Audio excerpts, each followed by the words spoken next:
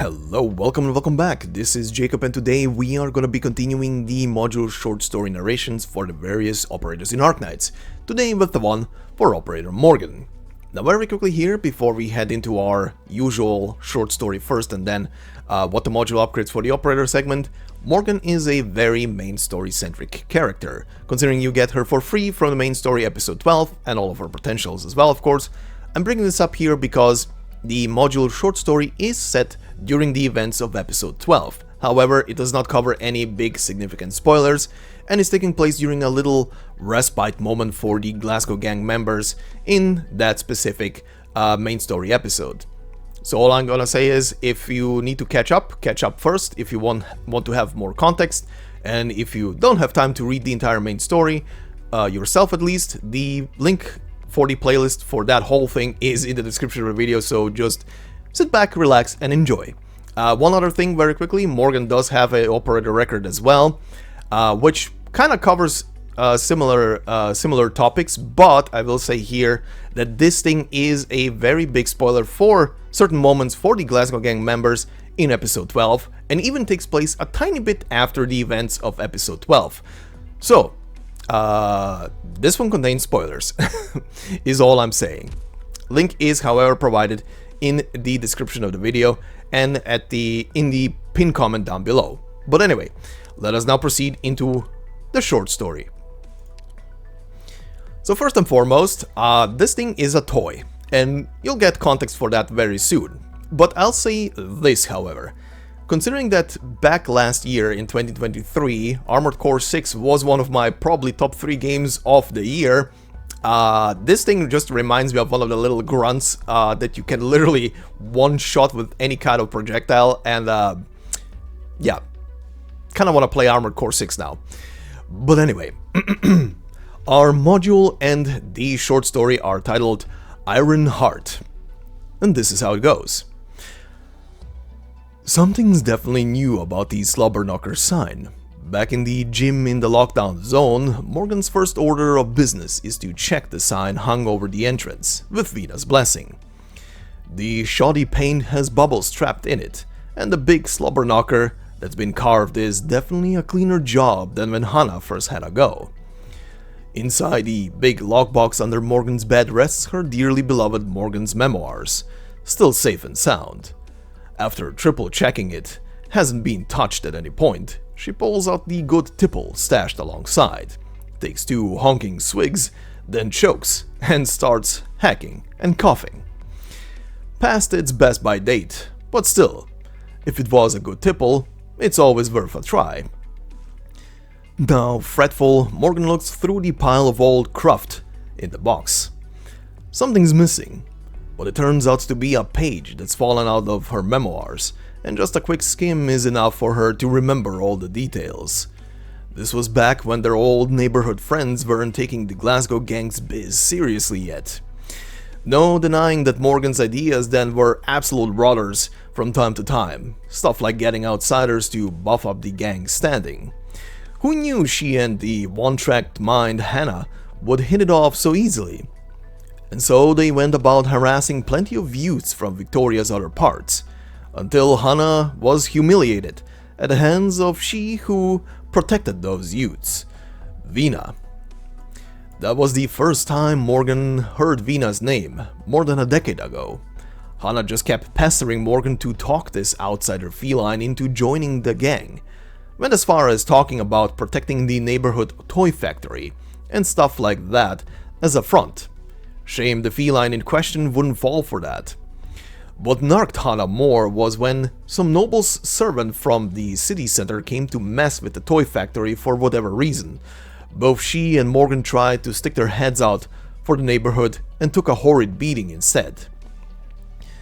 And then, in the end, who but Vina would show up and shoo the two out of there. Hannah came back and spent the entire afternoon in a huff. After making a big show to Vina that blew up in their faces, she'd never agreed to join now. But to the surprise of both, that night a Vina covered in wounds ran up to the gym, creating a huge box of local specialty toys, banging away on the door. From the toy factory's owner. This way, everyone will know the factory is under Glasgow gang protection. Morgan made fun of Hannah about it for ages afterwards. The dumbstruck Hannah and the visibly impassioned Vina would become the principal heroes of the memoirs in time. And it's ever since then that Morgan's decided deep down to protect Vina. After all, everyone knows the Ponzi lords doomed themselves by messing with Central. It's there that Vina, wearing a perplexed face and holding a rusted toy, interrupts Morgan's reminiscence. I found this in my room. Do you remember whose it is? Morgan finally twigs what was missing from the box. Up in high spirits, she slings her arm over Vina's shoulders. Let's go and ask Hannah. She might know. At least, nobody's changed.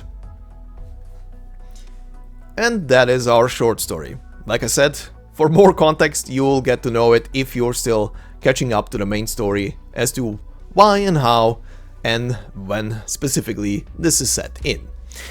Now, for the module. But first, as always, let's take a look at what the traits and talents are for Morgan. Well, she's a Dreadnought character, so her one and only trait is she blocks one enemy. Her first talent is Hot-Blooded Vanguard, and it says here gains up to 52% attack tenacity.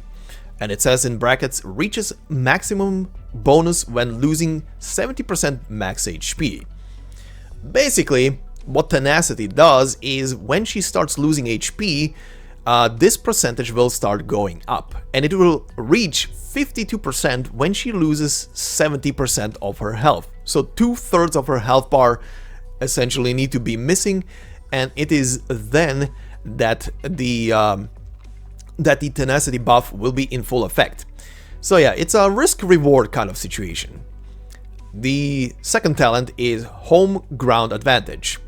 Deployment does not consume deployment slots in All Quiet Under the Thunder, aka episode 12. So if you're using her throughout the same episode where you get her in for whatever grinding purposes, material, you know, what you're trying to get, she will not be consuming a deployment slot, and you can deploy even more, or rather one other operator more than usual. So it has its benefits. So then, what do we get from the module? First and foremost, the base stats for max HP and attack go up, which is, again, fantastic considering she is a Dreadnought. She gains another trait, which now says increases attack to 115% when attacking blocked enemies. Again, Dreadnought character can block only one other unit, but still hitting with a lot of gusto.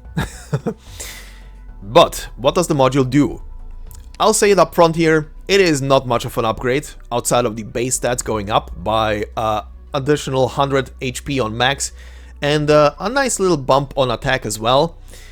But when it comes to the talent itself, it is obviously going to be a buff to the Hot-Blooded Vanguard, and it goes from 52% on default to a 60% on stage 3.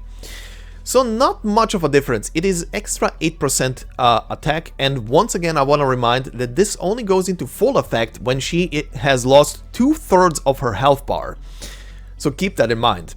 However, you can play into this with her second skill, or rather her passive. Her second skill is a passive which says that after she gets deployed, she will lose automatically 70% health, gain a barrier that is 130% of her health, of her max health, and she also gains an attack buff. So you gain more attack buffs and she will hit like a truck, but do keep in mind that the barrier will be dropping off after 6 seconds, even if not destroyed. So you better keep her either healed or drop another barrier on her, or whatever it is you want to do. But you can play into this buff very easily. Just, again, it is a risk-reward kind of character, so do keep that in mind when using her. But she will smack enemies very hard. That is the consensus. Considering she's a Dreadnought, she better do so. But anyway, this will be it for this module short story. So thank you very much for listening. If you like this video, please consider leaving a like. If you're new to the channel, consider subscribing. There is a lot more, like I said at the beginning of the video, if you just want to sit back, relax, and watch anything related to Arknights and just listen to it being both narrated and voice acted. And of course, if you want to support me and my work more directly, there are memberships on the channel. And thank you very much to the members that are already there and supporting.